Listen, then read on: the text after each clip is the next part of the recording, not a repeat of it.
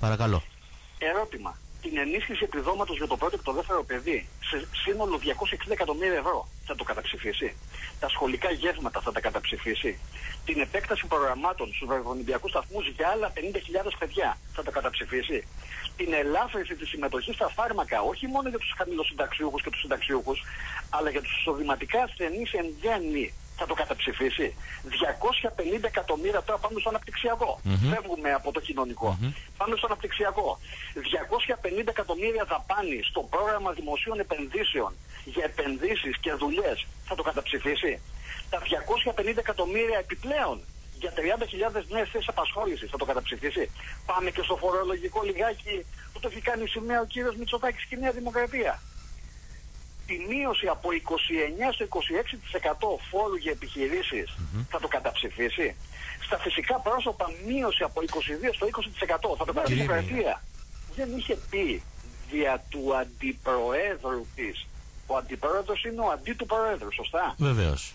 Ο κύριος Άδωνης Γεωργιάδης δεν είχε πει, δεν έβγαινε σε κανάλια και έλεγε είναι ανίκανος ο ΣΥΡΙΖΑ να κλείσει τη συμφωνία, να ολοκληρώσει την αξιολόγηση, να φύγει ο ΣΥΡΙΖΑ και να έρθουμε εμείς για να κλείσουμε άμεσα τη συμφωνία και εμείς θα ψηφίσουμε όσα μέτρα πιέζει ο Σόιμπλε και ακόμη άλλα τόσα. Ο ίδιος κύριος Γεωργιάδης δεν ήταν που έλεγε μια ζωή, φέρτε μου κι άλλα μνημόνια να υπογράψω? Τα μνημόνια είναι ευλογία. Εάν δεν υπήρχαν τα μνημόνια θα πρέπει να τα ανακαλύψουμε εμείς.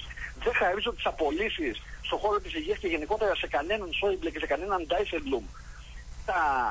Τα πιστώνομαι ή τα αλλά όλα αυτά και είναι περήφανο των υπερπλεονασμάτων. Με 1/3 να πηγαίνει σε κοινωνική πολιτική, 1/3 ανάπτυξη, 1/3 στο χρέος, μόνο 1/3 στο χρέος. Και έτσι δόθηκαν τα 630 εκατομμύρια ευρώ σε περίπου 1,5 εκατομμύριο χαμηλοσυνταξιούχους ως 13η εφάπαξ σύνταξη, την οποία ίσως παρόδο καταψήφιζε η Νέα Δημοκρατία. Καταψήφιζε. Και τώρα μιλάει για ψίχουλα. Και τώρα μιλάει για το βγαίνει και λέει ότι είναι ο σημειοφόρος εναντίον του λαϊκισμού. Δεν είναι λαϊκισμός, κύριε Γιαγουμή, να καταψηφίζει τη 13η εφάπαξ σύνταξη μέσα στο 2016. Πάμε, αυτά είναι όντως, έτσι είναι, με την έννοια δηλαδή ότι υπάρχει το οξύμορο όλο αυτό. Τα λεφτά υπήρχαν.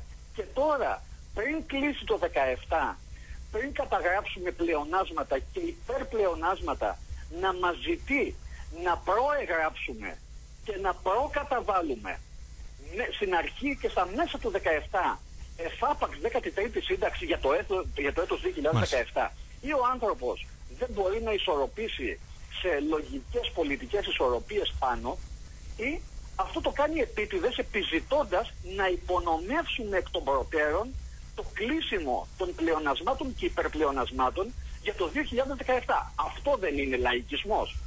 Δεν υπάρχει πιο μεγάλος λαϊκισμός. Όπως λαϊκισμός και αστιότητα, κουταμάρα, παράνοια είναι να πηγαίνει σαν παρουσιαστής πλέον, σαν παρουσιαστής επαναλαμβάνω, καθημερινά στο Sky. Πήγε το Σάββατο το πρωί στην τηλεόραση στο Sky. Κυριακή βγήκε ο Γεωργιάδης στο Sky. Δευτέρα πρωί πήγε ο Μητσοτάκης στο ραδιόφωνο του Sky.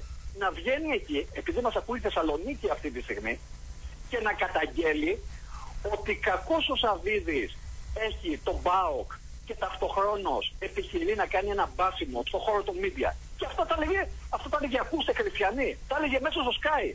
Που ο Αλαφούζος έχει ένα συγκρότημα μηντιακό και έχει την ΠΑΕ Παναθηναϊκός.